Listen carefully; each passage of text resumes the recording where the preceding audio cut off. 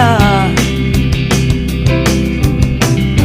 Sama-sama tayong magbalik, tanaw sa nakalipas, ipinunlan ng mga nauna sa atin, ay ating pagyamanin. Kanilang karanasan ay pamanang kaalaman, sila'y karapat dapat na tularan. Kabataan tayo na,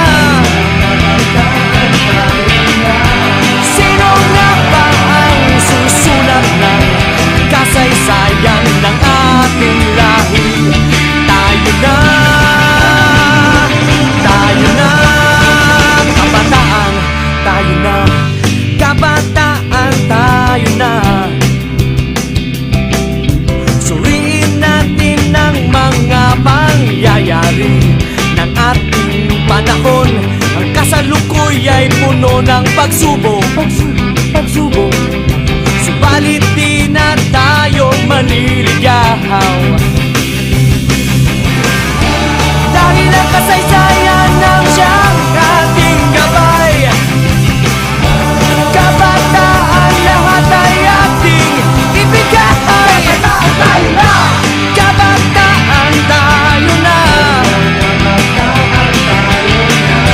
sino nga ba ang susulat ng kasaysayan ng ating lahi? Tayo na, tayo na, kabataan tayo na.